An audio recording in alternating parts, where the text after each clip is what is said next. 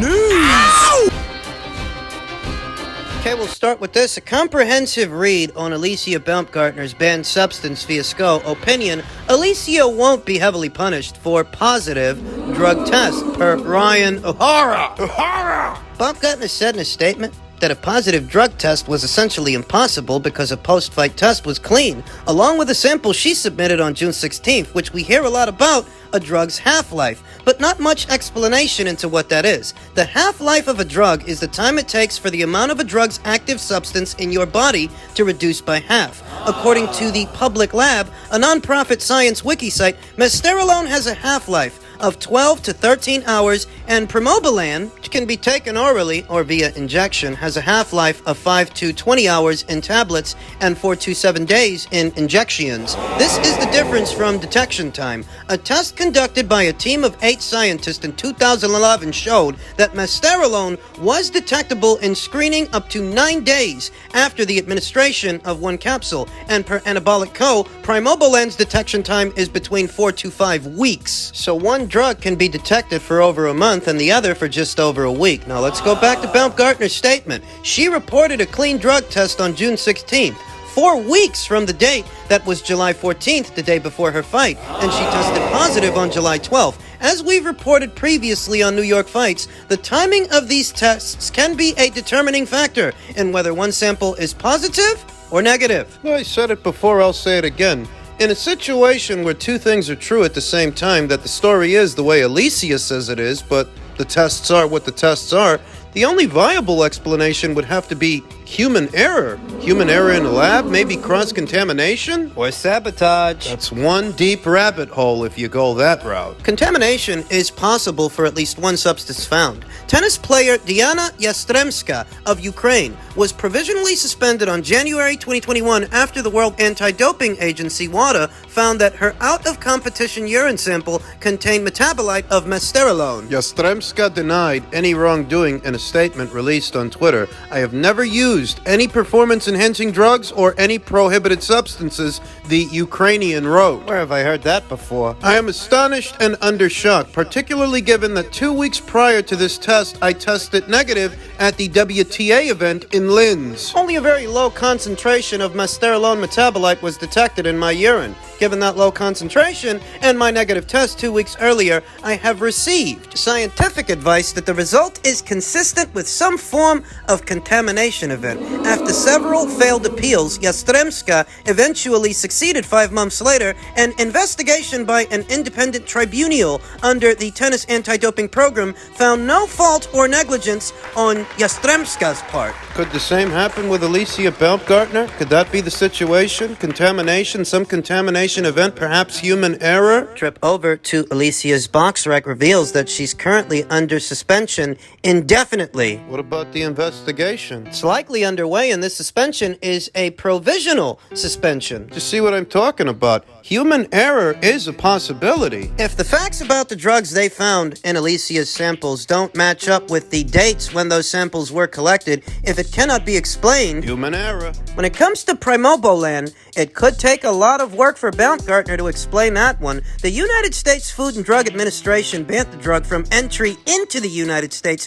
more than 34 years ago, along with more than 40 other anabolic steroids. The FDA did approve a small number of anabolic steroids as prescription drugs, which may be prescribed only by licensed practitioners or legitimate medical purposes. Of the 21 drugs that made the list, primobolan was not one of them. Couldn't human error explain the primobolan? That depends. How did a drug that's banned in this country find its way into that lab?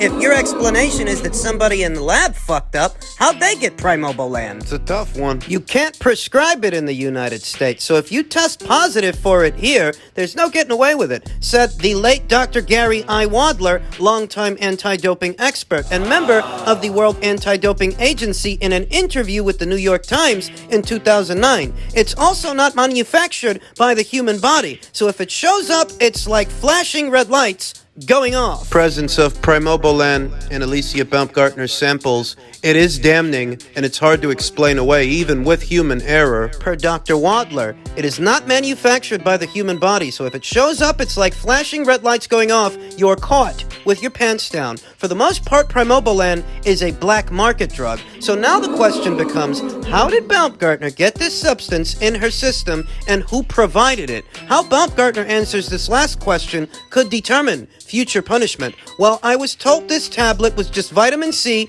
and other minerals. Stating that you have no idea how it got into your system could be a better alternative than throwing the testing agency under the bus. Well, if you're Alicia, what's your alternative? If we are to entertain her side of the story, that she's innocent and she didn't take anything, where else could the primobolan have come from? That's if you're even willing to entertain her side of the story. I see a lot of people, they're not. Now that this ordeal has become a legal matter, it will be up to the attorneys involved to prove that Baumgartner unknowingly ingested this substance. Why would someone call for drug testing if they were actively committing wrongdoing? That's an excellent question and could be used as an argument by Baumgartner to guard her reputation. Many athletes are aware of the existence of drug testing within their respective sports and are still willing to push the envelope. However, Baumgartner has been vocal throughout the process, insisting she has done nothing wrong. Baumgartner stated on social media that she asked for VADA, the Voluntary Anti-Doping Association testing, but her request was denied. Baumgartner did not provide any further details, as she is not at liberty to do so. It's a legal matter now. If you're saying that you didn't do it, perhaps somebody else did, human error, that's a pretty decent-sized implication on those running the tests. Say the primobolan didn't come from you, came from them. What the hell are they doing with it when they're not supposed to have it either? It's not supposed to be in the country. There will likely be some form of punishment since this is her first offense, so this could give Baumgartner some much-needed leverage. If we look back to Canelo Alvarez and his positive clenbuterol tests, he received a 6-month suspension. Baumgartner had 2 substances in her system, one which could potentially be argued was of no fault or negligence by the fighter. I don't see the Michigan Unarmed Combat Commission giving her more than a 6-month ban. That's what I said. Provided that she cooperates with an investigation, this entire fiasco will be more damaging to her reputation than her actual boxing career. This is not the end of Alicia Baumgartner's boxing career. Don't get too hung up on these anti-doping fiascos. Need I remind you that Tyson Fury had his own years ago, and that hasn't stopped people from cheering him on in the subsequent years that have followed. The same applies to Canelo Alvarez. There's always a big hullabaloo when the news breaks, but after a while, people stop caring because underneath it all, they don't really care that much. Oh yeah, some people are gonna use it to take jabs at her, take shots at her in passing. That's par for the course when it comes to this stuff. And cruiserweight news, I'm sure most of you have heard by now that it's official. Jai Opetaia will be making his maiden defense of the IBF title opposite the ring, the United Kingdom's own unbeaten up-and-comer, Jordan Thompson. The rumors have turned out to be true. Mayris Briedis is out, Jordan Thompson is in.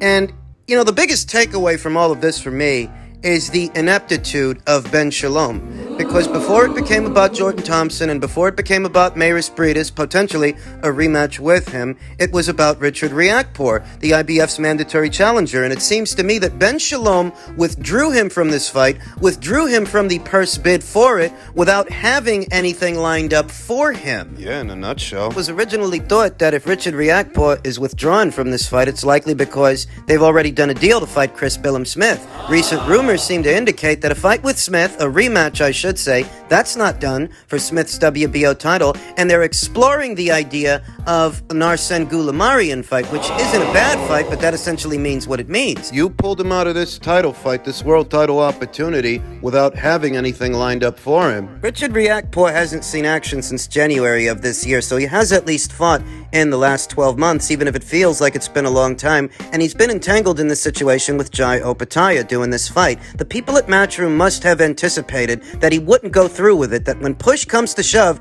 he's going to withdraw, so they planned around that. They had a contingency, and Jordan Thompson was that contingency. If Jordan ends up winning this fight, Not saying that he will, though if he does. if he were to, that would only further accent the ineptitude of Ben Shalom in the career of Richard Riakporhe, because now really is the most opportune time to take on Jai Opetaia. Very crafty southpaw, skilled, athletic, athletic, mobile. He's all those things, but he's also been out for a while, a long while. He hasn't fought in over a year's time, so now really would be the most opportune time to take him on. And if Jordan were to beat him under those circumstances, It's a missed opportunity for Richard. set to go down late next month on the 30th at the OVO Arena at Wembley. The OVO Arena is to Wembley what the Hulu Theater is to Madison Square Garden. Caters to a smaller crowd, a smaller audience. This isn't a very big show. But I like it. Gonna be seeing Ellie Scotney Crawford. making her maiden defense of her IBF title, the same as Jai Opetaia. Unbeaten up-and-comer Rhiannon Dixon will be taking on seasoned veteran Katharina Thanders. It's a good show. It actually is a good show, good card, but not a big one. And it doesn't need to be because this is Jai's first fight in a long while, his first fight under the Matchroom banner that Ben Shalom had the nerve to question whether or not Jai was really with Matchroom. I hope he has his answer. And as stated, when guiding the career of unbeaten up-and-comer from the United Kingdom, Richard Riakporhe, who I think has a lot of potential, he withdrew him from this title fight Without having anything for him to do, without having anything locked in. I mean, Jai was just as affected by all of this as Richard Riakporhe, but just like that, he's got a fight in the books, a fight on schedule, and Richard is left in limbo. Matchroom didn't waste any time. But Boxer did, and we're going to be seeing former Boxer fighter, former Boxer alum, unbeaten up-and-comer Shannon Ryan on this card, who has since left Boxer for Matchroom. A wise decision. Just seems to me like Ben Shalom doesn't know what he's doing. Since Matchroom parted ways with Sky Sports and went all in with DAZN, it just seems like Ben is struggling to fill Eddie Hearn's shoes, which comes as no surprise, like he's trying to rebuild Matchroom in his own image as best as he can, and he's struggling to do so. While he might have been successful in getting some of those Matchroom fighters to cross over, he hasn't done all that much with them. I mean, look at how things turned out for Lawrence Okoli. But, you know, I am glad to see that Jai Opetaia will finally be returning to action, and we'll talk more about this card, talk more about this fight as the fight date approaches. Men's lightweight and welterweight news. Undisputed welterweight champion Terence Crawford remembers Gervonta's previous trash talk. He said, "I got a glass chin. Come and touch it." I'll bet you he doesn't. I'll bet you that the same people that were okay with Mikey moving up from lightweight up to welter for Errol will not be okay with Davis moving up there for Terence. Terence would kill this little butterball. Yeah, answered Crawford to Sway's Universe when asked if a fight between himself and Davis is feasible. If he wants to dare to be great, he can be like all the other fighters that's moving up 2 weight classes. Davis isn't the biggest fighter around, but he has fought as high as 140 The pounds. same as Mikey Garcia. In a one-off against Mario Barrios, things went well for the 28-year-old then, stopping the former secondary title holder in the 11th round. Skill for skill, Davis never expressed interest in matching Crawford in that department. Instead, the Baltimore native explained that if he were to face Crawford, He said he would knock Terence out in 6 rounds. now that Errol Spence Jr. has effectively been exposed and destroyed, you don't hear much from Gervonta Davis. In truth, I haven't heard a peep from him since that fight. Still want to try your luck at welterweight. 28 years old, close to 30, but his behaviors and how he carries himself is very much indicative of a child, a man-child, who just shoots off at the mouth without thinking about what he's got to say. Same applies to his mouth-breathing fans. Those idiots. As Davis continues to look Crawford up and down, he can't help but zone in on what he considers a glass chin. At least that's what he said. Crawford, though, believes that Davis is one of the funniest boxers around. So what would happen if Davis's pernicious power meets Crawford's jawline? There's only one way to find out. He said, "I've got a glass chin, so come and touch it." He wouldn't dare. Pernicious power. Gervonta Davis has to be one of the most overrated fighters I've seen in recent memory. Pernicious power. He needed 12 rounds to stop a one-legged Yuriorkis Gamboa. 12. And he couldn't stop a garden gnome in Isaac Cruz. I believe a big part of the reason Gervonta Davis is so overrated is because of the American media. Some of them. They don't tell people the truth about this kid. That he refuses to fight his contemporaries. And don't start talking to me about Ryan Garcia, because everybody knew how beatable Ryan was. That's why he fought him. In Ryan, he had the opportunity to make the most money he could make for the least risks. So don't bring up Ryan. Stop it. Shakur Stevenson says, "There's only one fight.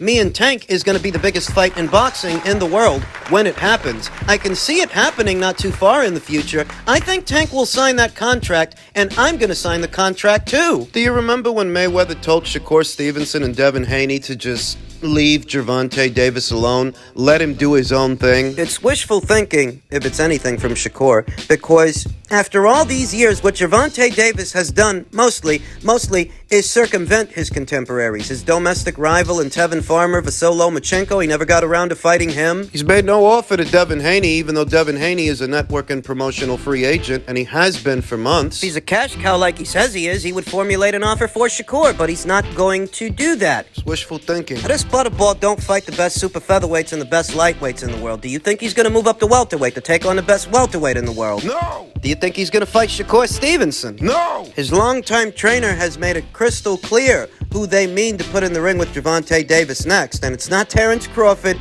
or Shakur Stevenson or Devin Haney. It's Isaac Cruz. Isaac Cruz again. The guy that he already fought. The guy that he already beat. Calvin Ford says the only person he's looking at for Gervonta is Isaac Cruz. The media is to blame. The American media, who don't spend enough time applying public pressure on Gervonta Davis to fight his contemporaries. The good ones, the really good ones, like Devin Haney, like Shakur Stevenson. They allowed him to go to 140. Not to fight that division's undisputed champion at the time, to fight a nobody and Mario Barrios, and they actually celebrated him for it. They ran around calling him the cash cow at these weight classes. If he is, doesn't that mean he could make any fight that he wants? A fight with Josh Taylor at that time or a fight with Devin Haney at this one? Devin hasn't finalized that fight with Regis Prograis yet. If what Tank wanted was the chance to become an undisputed champion, they would have shot Devin an offer a long time ago, but they didn't. They're frauds. The American media is to blame. The reason that Calvin Ford is comfortable enough to make comments like this publicly, and the reason that Gervonta Davis